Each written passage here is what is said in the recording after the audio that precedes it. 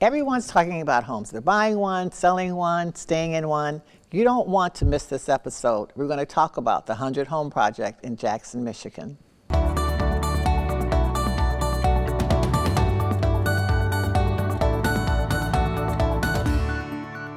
We hear a lot about housing today, downsizing housing, trying to find housing, affordable housing. Everyone thinks it's really complicated, but thanks to Jackson, Michigan, there's a solution to affordable housing. Thank you so much, Shane and Corey, for being with us today. I have heard about the work that Jackson was doing with affordable housing, the 100 Homes Project, from one of our executive council members, Tim Booth, who works with the Jackson Chamber of Commerce. And I was so impressed. I have been so impressed with the work, the partnership, the way that you were able to get those homes up and running and have people living in them.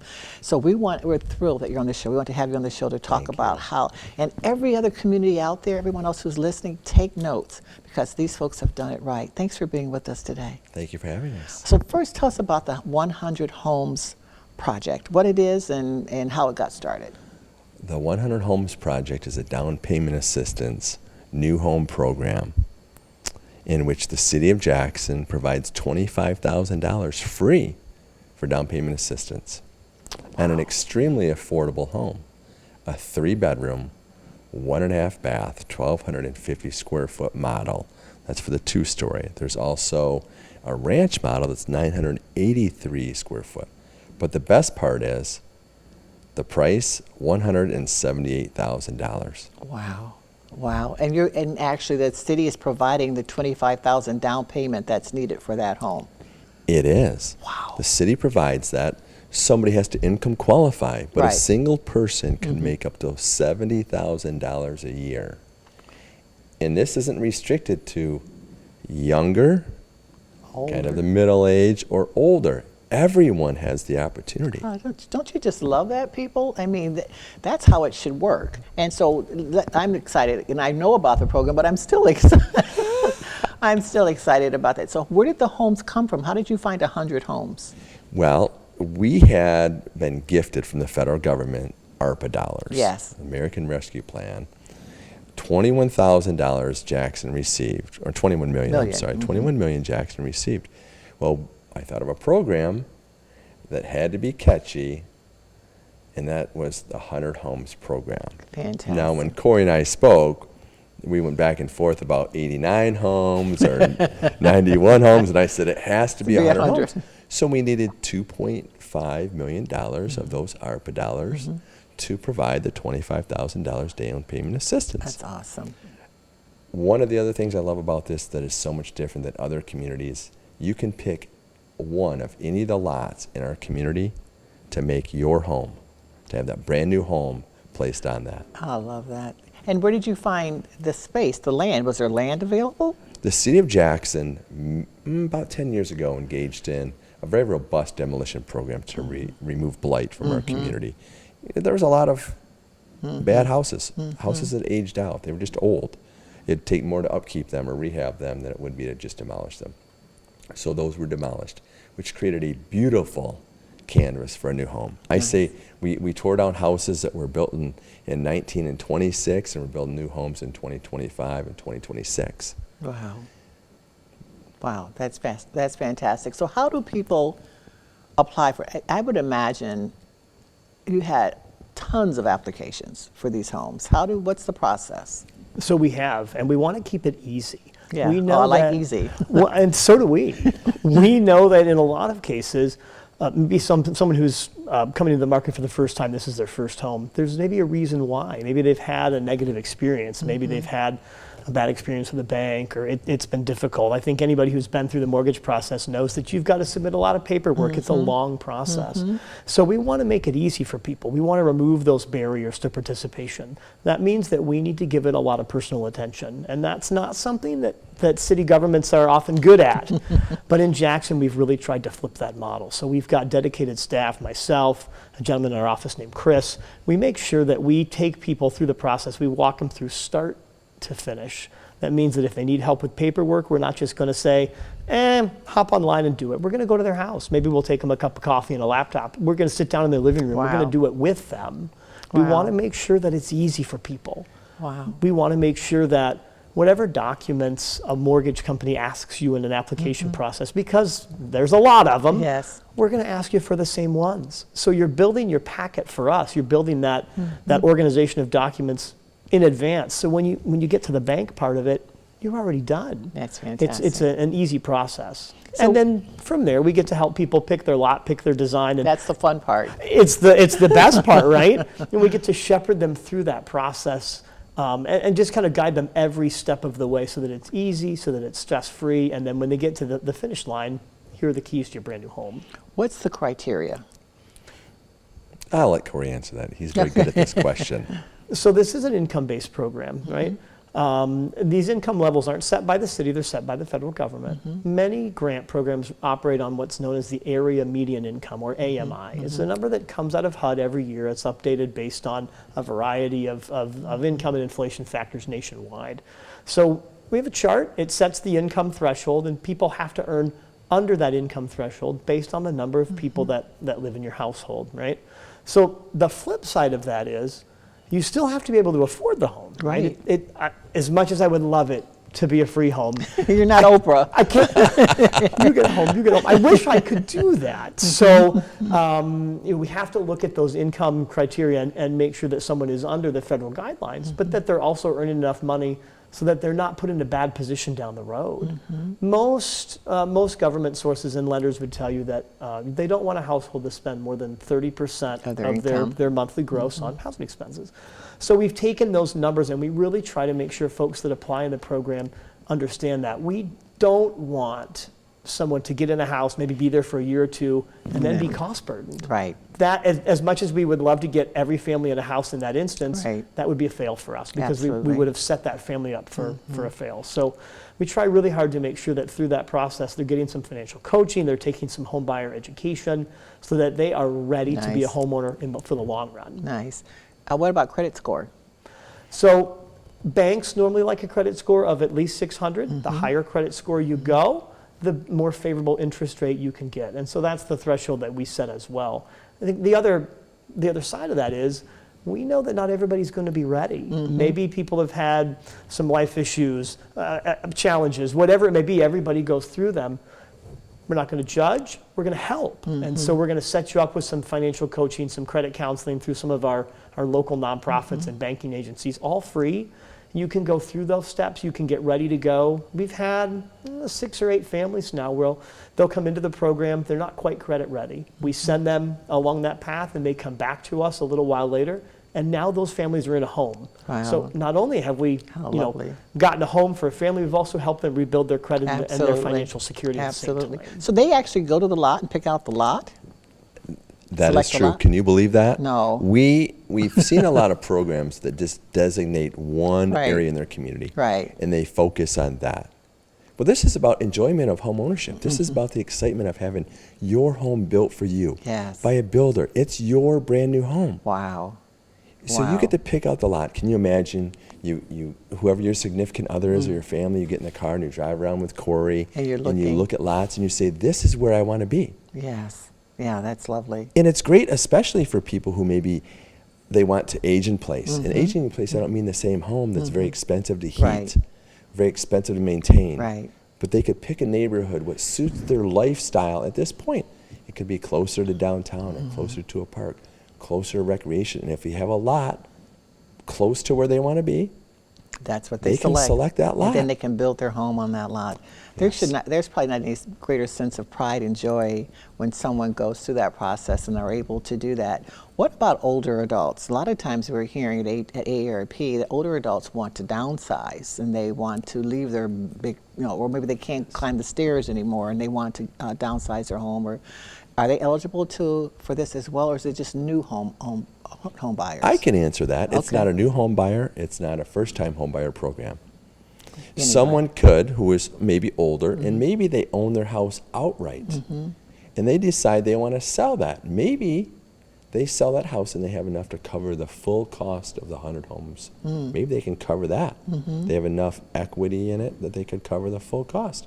They could still get the $25,000 from us. Really? They could sell their house that they currently have and get into this program. Oh, that's awesome. Can you imagine that? Why can't every community do that? I think it's creativity. I think it's layered creativity. We do some layered stuff here. We have to work exceptionally well internally with departments, so we're not siloed. We have to have amazing partners like our financial institutions who financial institutions are the key role. Money Right. kind of makes the Right. world go round. So our financial institutions we met with early and often and got a commitment from them. Many of them provide incentives also, other than just our $25,000 down. They provide their own incentives. Such as? Well, such as say $500 down on closing costs. Oh, nice. Very nice. That's an Yeah, example. whatever they can do to help lower those costs and lower those monthly payments. Who are you? How many applications? Who are you finding is taking advantage of this? Is it the younger folks, middle age, older, everybody? Who's taking advantage of? We'll have Corey answer that one. Okay. So it runs the gamut. Right now, we've received over 1,700 applications Oh my in goodness. a year and a half. Oh, That's a my huge goodness. number, And you've right? got 100 homes. We do. You got to find some more money. Well, that sounds Anybody great. want to donate to the 100 homes in Jackson? Call. Truly. Call Corey or Shane. Truly. We'd love to have it. Everything is welcome. But I think that big number speaks to the reality of Yes. the home buying experience, right? Yes. Lots of people apply and they're not ready. It's a difficult and a long process. We don't kick very many people out of that number. We keep them in. We help them. We remove that barrier. We walk them through the process. We give them time to bring in documents, time to get their credit score up, time to determine, hey, is this a program for me? Time to pick their lot, whatever they need. It's a very warm and welcoming, not adversarial experience. And so that's why that first number is so large. Right. That's and that's revealing as well in terms of the need for people to find affordable housing, the need for folks to want to be able, shelter, food. Those are some of the basic Maslow's hierarchy of needs. And Yes. so, not only in Jackson, Michigan, but in Grand Rapids and Detroit, in Flint, wherever you are, that ARP hears over and over again, finding affordable housing for young people to be able to find a house, and older adults who want to downsize. It's one of the top 2 or 3 things we frequently hear that people are concerned about is housing. And you found a way to make that accessible to people. The 1,700, and I love what you're saying, Corey, that you don't kick them out. They stay in the system until something happens. But you've got to find some more homes. So what's the next step? What are you going to do? Those 100 homes, are they all full now? Well, they're not. We have 47 more opportunities. Okay. Corey did discuss the number of applicants we have, Yeah. but like some people, like he said, are just not ready. Ready, right. But we do have other things going on. We call this program, one program, 100 Homes Program, but we have many other developments that are occurring in the city Oh, of Jackson great. that pair well with us, creating a neighborhood and bringing it back.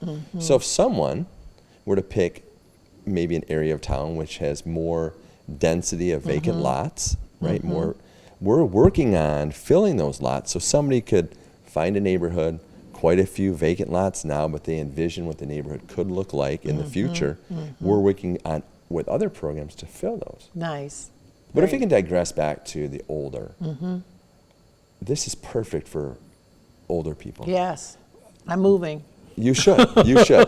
Get into a lot. Our average lot's about 44 foot wide by about 90 to Perfect. 120 deep. My husband would love it. Not a lot of maintenance.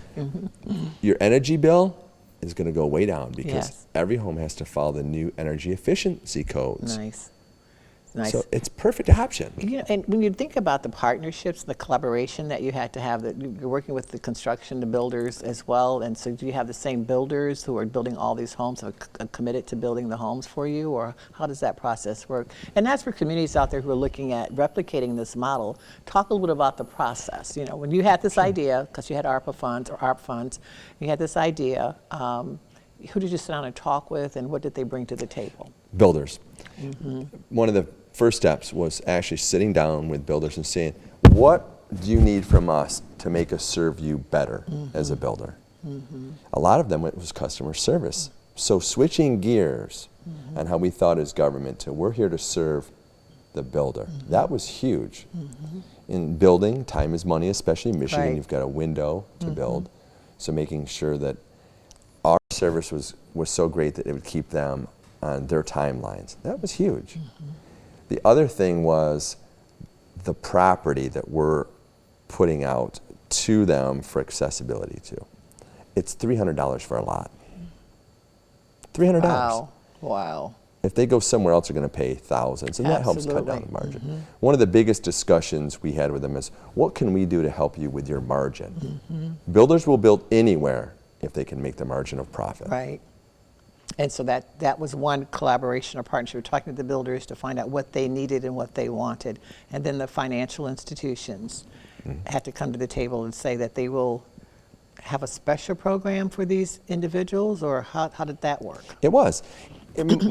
Most, we'll say suppliers, financial institutions, anybody involved in a home looked at this like it's a program. It's a 100 homes program.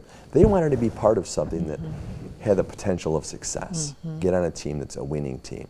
So they crafted programs internally just for the 100 homes program. Oh, that's great. So much of it is marketing. Right. And you're probably not losing very many people, in terms of just residents of Jackson, because they can stay and age in place, which is what we love and what people want to do. And it opens that house that they may be living in to a new family. Imagine that. If you expect to age in place in your community, maybe not your house, but now you can open that house up to now a family who needs just more room. They need something bigger, and you get to go into something more appropriate size.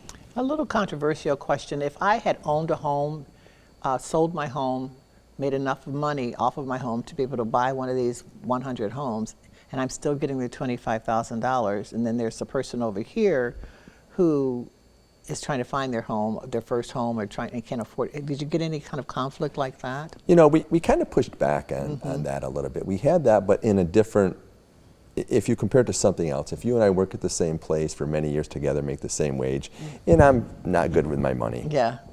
Okay, and I spend it on things that weren't things to benefit my future. But you did. Okay. If you applied for the program, you might get turned down because your asset test would be too high, but I would benefit. Nice, very nice. And when people apply, how long before they know whether or not they have been accepted into the program? So we try to move really, really quickly. We don't want people to have to wait. Government is notoriously slow. Processes take time. There's red tape. There's bureaucracy. We don't like that. We don't want to operate that way in Jackson. We had an applicant apply and receive confirmation of approval in 2 hours and 55 minutes. That's our record. 2 hours? 2 hours and 55 minutes.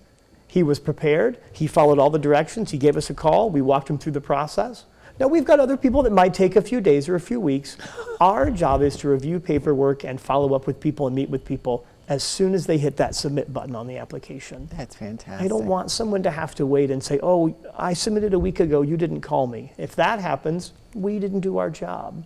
We should never be the reason in government why something moves slowly. We should want and be able to facilitate those processes. That's great. Is it a one family, only one family can live in the home at a time, or can you have like mother, grandmother? Does it matter how you identify the family? Is it multi-generational? You can have a blended family or a multi-generational family. You can fill that space however you like. It needs to be an owner-occupied home. We want to make sure that these are owner-occupied properties, and they have to stay that way for a 5-year period in that neighborhood. The other really awesome part is you keep that home for 5 years, and the first day after that 5 years is up, you could sell that house, and all of the down payment that the city of Jackson gave you, it's yours. It's your generational wealth. I don't know anywhere else where you can use that and build generational wealth for families. Absolutely love this. So why do you have 47 homes left? Well, on the generational wealth part, which Corey didn't mention about, was these houses retail for far more than what I said that we're having them built for, the 178. They're over 200. So someone who really gets into this program, equity in there. they have almost, with our $25,000 down, $50,000 in equity the day they turn the key. Where else are you going to have that? Oh, I love it. Isn't that amazing? I love that. Yeah, absolutely. So you've been all over the state talking about that. Do you know any other communities that are looking at replicating what you're doing? Well, our dollars are gone now, but there are other dollars that might be available. Do you know anyone else that's looking at replicating what you're doing? We, on a weekly basis, are doing presentations. But not nearly as great as this one. And we haven't seen anybody replicate it yet. And I think some of that is internally. We didn't talk about yet the internal relationships. how many people it really takes internally at the city to make Yeah. this happen. We have to have our assessing department involved, our legal department involved, our Yeah, Department of the Public human Works. resource piece. There's so many other moving pieces internally that the customer who's getting this new home never sees, and the Yeah. public doesn't see. Yeah. So that's probably the piece that is stopping from most communities. We do have a chapter 2 that we're working on. We have another plan. Yeah. It won't be called the 100 Homes. Well, we'll have to have you back to talk about that. Thank you so much, Shane. Thank you, Corey, for being here today, for what you're doing. And thanks to the City of Jackson for just being an example for the entire country in terms of how to make certain residents can age in place. Thank you. Thank you.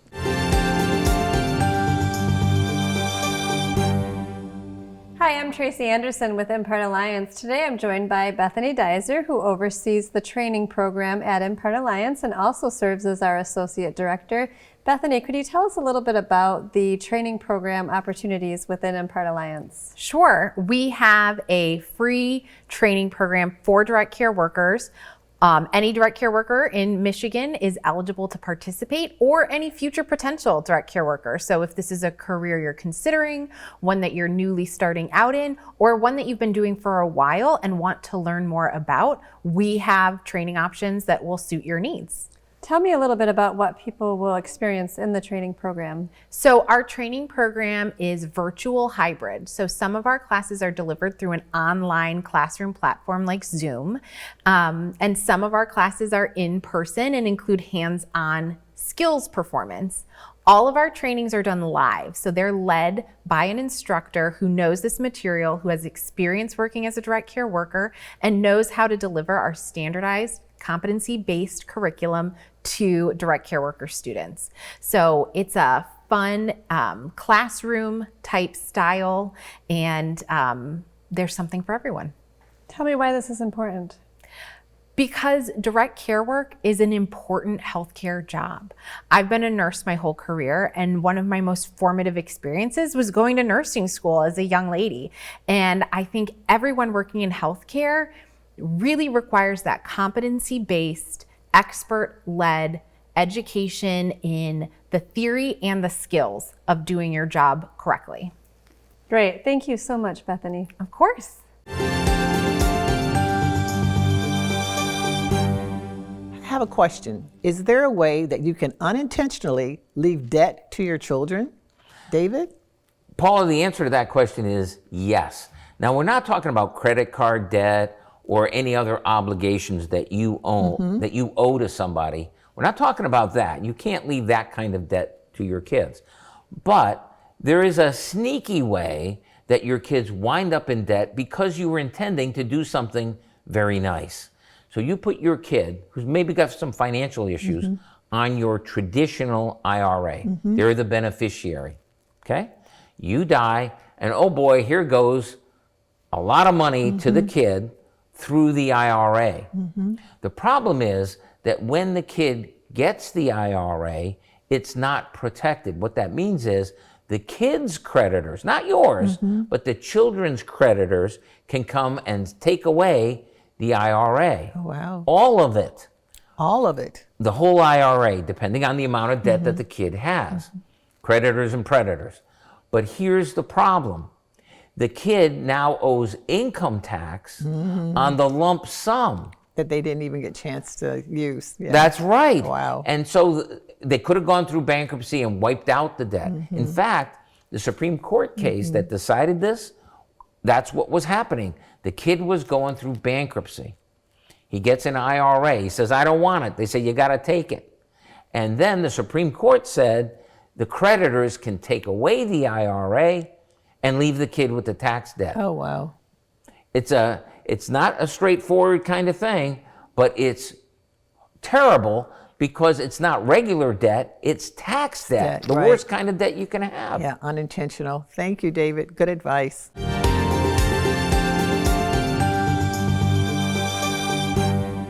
Dr. June, we're so happy to have you here with us today. You know, I'm hearing more and more about joint pain, arthritis. Talk with us a little bit about what arthritis really is and how do you know if you have it?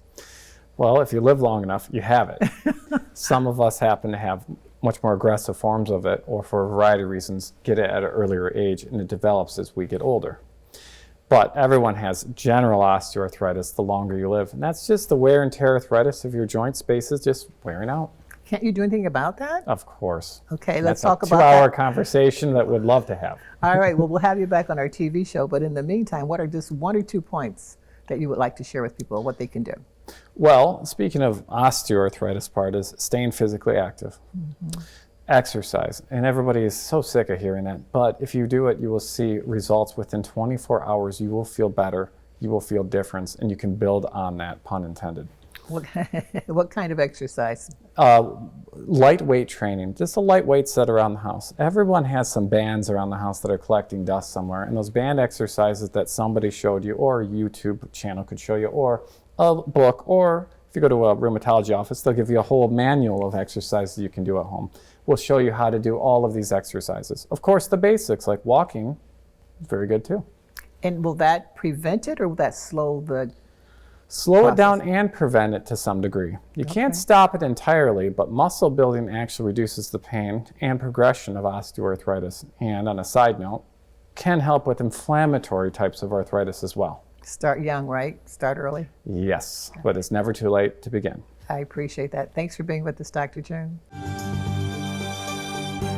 CATA's regional mobility solutions can help seniors seize the day. Hear what riders and community leaders have to say about the value CATA brings to the lives of aging adults.